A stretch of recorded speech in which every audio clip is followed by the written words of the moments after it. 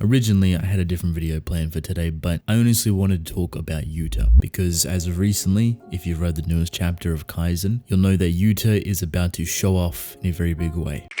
And we've been waiting for this moment for quite some time. We have never really seen what Yuta is capable of. We haven't seen him jump around within his emotions all too much. We've seen bits and pieces, snippets. If you've read the prequel manga, Volume 0, that's obviously completely focused around him. But now within the Culling games, it's a completely different perspective. It's a completely different period of power. And we're going back through history, showing off very powerful people. Sorcerers that realm from all the way back 1,000 years ago, the prime era of curses and sorcery alike.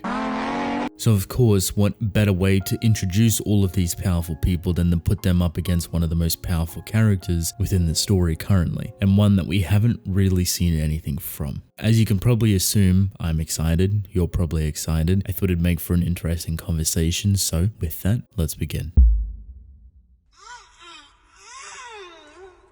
The flavors are melting on my tongue.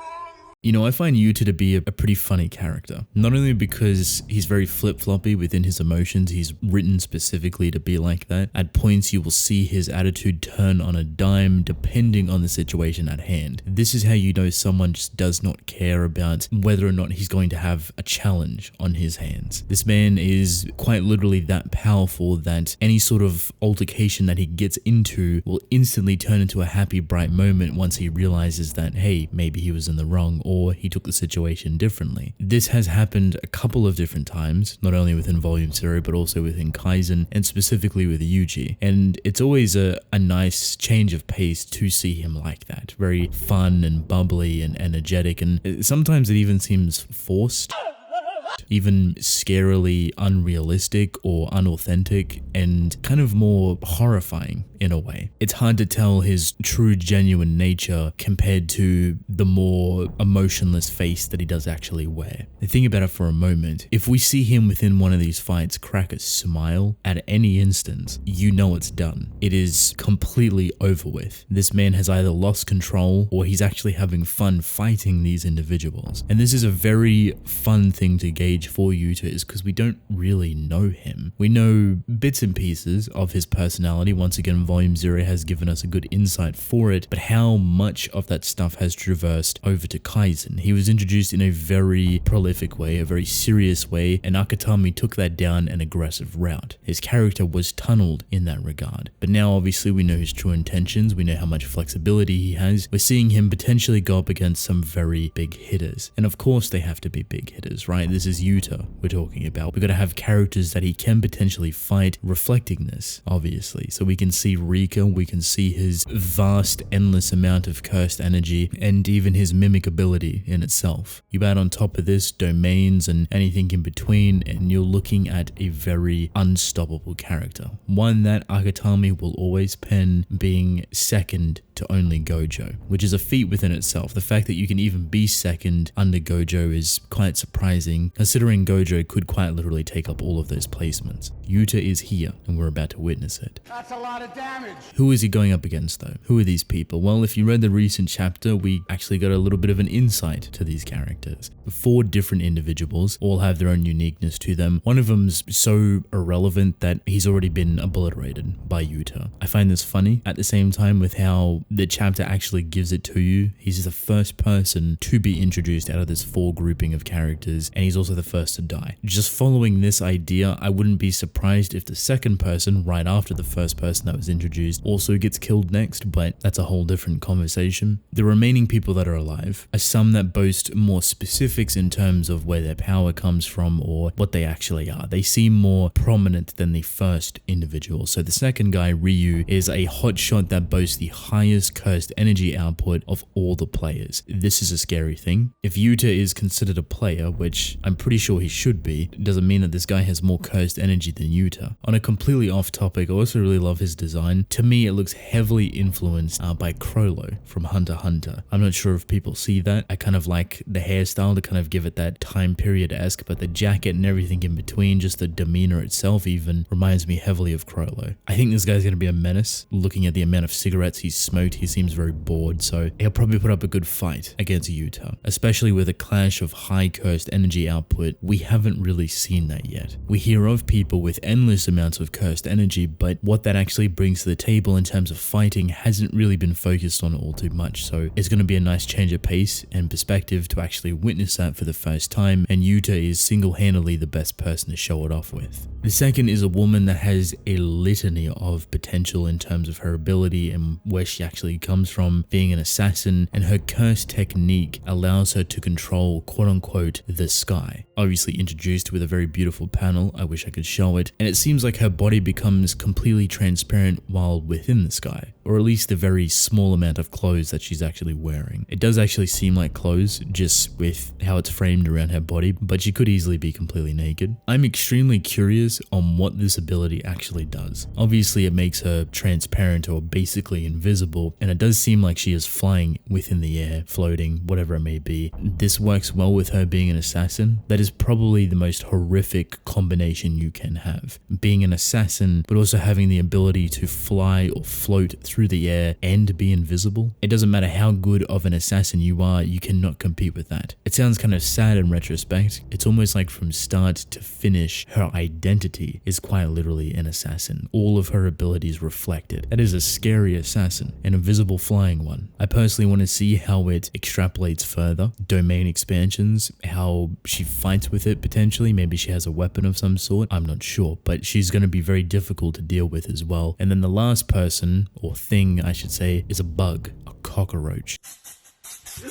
But what's important about this cockroach is that it's freed from Kenjaku's kind of collection, if you will. It's ranked at a special grade, and it's lying dormant until certain conditions disappear, which is a very specific phrasing. It's not conditions meant, but conditions disappearing. So I assume it would be maybe the lack of players. Maybe after a certain point, if there's like a minimum requirement of players that is actually needed, once enough disappear or die, theoretically, this thing would awaken. Could have something to do with cursed energy, I'm not really sure, but these are the people that we're dealing with currently, and all of them, or at least the two humans, because the bug is going to be powerful regardless, but we just know nothing about it, are going to be very interesting when put up against Yuta. And to be entirely honest, I wouldn't be surprised if all three of these people go up against Yuta.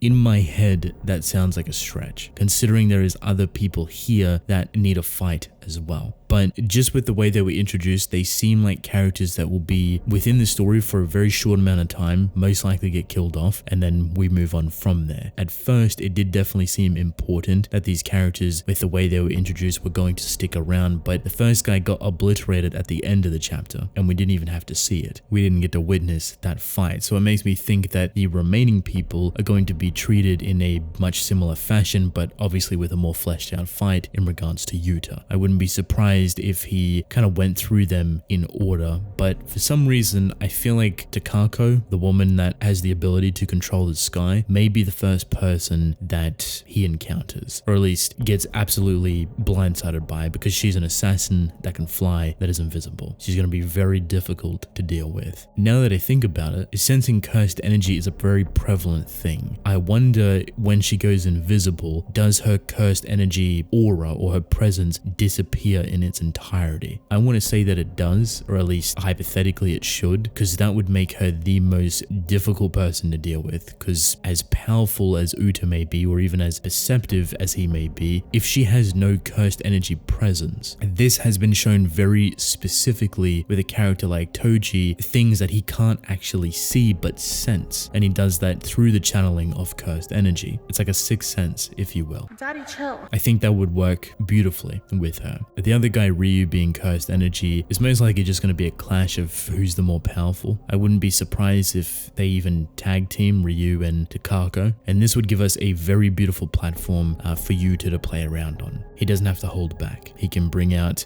potentially some of his biggest hitters, like Rika, for example, and we can finally come to some sort of understanding of what Rika is. How does she still exist? Is this a different version? Is this a more powerful version? Is it evolved? Has something else changed? What are these semantics? And we've been killing for all of these answers for quite some time. Hopefully, at least now, we'll get to see some sort of action come from it, and this is the best platform for it, the culling games. It builds up the intention of all of these characters being introduced and killed off very quickly, but is a great way to show off prior characters and their growth or development. There's two other characters that are in the exact same position, which is Hikari and Panda. Maki, theoretically, we don't have to see all too much from her, as much as I would love to, but we already got an outstanding amount from her. I do hope we get to see a big flashy fight from her though, just to show off her new abilities, to show off her new prowess and what she can be capable of with someone of equal caliber. That's not to say that her prior opponent wasn't, now you're